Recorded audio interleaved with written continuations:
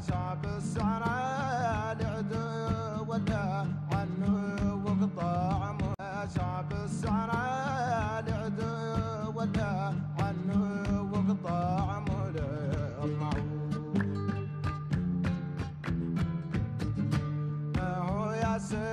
أعلنت مؤسسة روبرت كينيدي في تقرير أولي نشر في ختام زيارة لمنطقة الصحراء أن المغرب لا يحترم حقوق الإنسان في هذه المنطقة.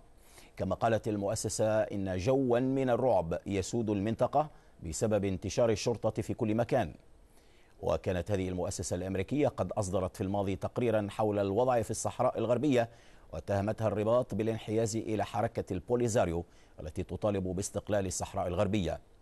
وانتقد التقرير الإفلات من العقاب حيال انتهاك حقوق الإنسان، وطلب من الحكومة المغربية وضع حد للجوء إلى العنف بحق الصحراويين الذين يطالبون بالاستقلال. ومعنا من الرباط مصطفى الخلفي وزير الاتصال المغربي والناطق الرسمي باسم الحكومة المغربية. سيد مصطفى، ما ردكم على مضمون هذا التقرير؟ بداية هذا التقرير أكد الطبيعة المنحازة والغير المحايدة لهذه المنظمة، وجاء متضمن الاتهامات بدون أدلة أو بأدلة لا تقوى على إسناد هذه الاتهامات، من قبيل مثلا القول عن أن هنالك جو من الرعب. في تقرير الملاحظات الأولية هذه الإحالة نسبت إلى صحراويين، والمنظمة تقول أنها لم تلتقي إلا بحوالي 70 شخص لتخلص إلى هذا الحكم الذي نسبته إلى بضعة أشخاص، رغم أن المدينة عدد سكانها يتجاوز 200,000 شخص. أيضا تناقض آخر تتحدث عن الإفلات من العقاب، رغم أن نفس التقرير يتحدث عن حالة شرطي تورط في حادثة أدت إلى وفاة شاب صحراوي، وحكم على هذا الشرطي في القضاء ب15 سجنا. إذا نحن إذا تقرير أيضا غير متوازن. ولكن هذا ثاني تقرير سيد مصطفى، هذا ثاني تقرير يخلص إلى نفس النتائج.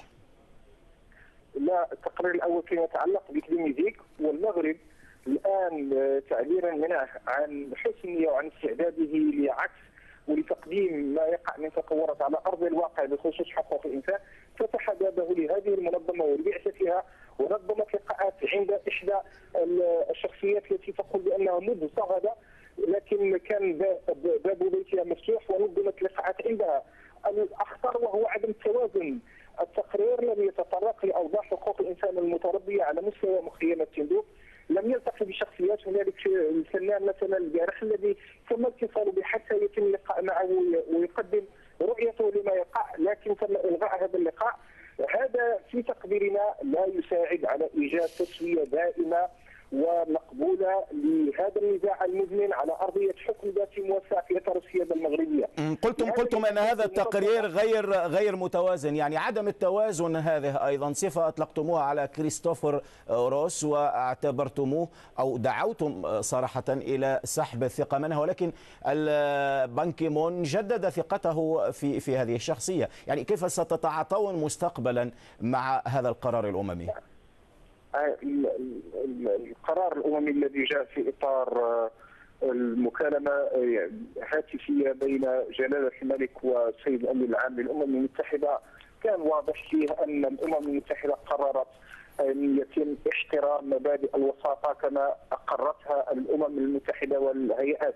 الآن هنالك مسار مغربي، نحن نسير في إطار تعزيز مسار التفاوض على حل سياسي يحفظ السيادة المغربية. المغرب قدم مقترح للحكم الذاتي قبل حوالي 5 سنوات، تمت الإشادة به على المستوى الدولي، ويعتبر أرضية جيدة لإطلاق هذه المفاوضات حتى نستطيع حل هذا النزاع المزمن والمفتعل. هذه القضية، لكن لا ينبغي المقارنة بين موضوع روس وموضوع هذه المنظمة.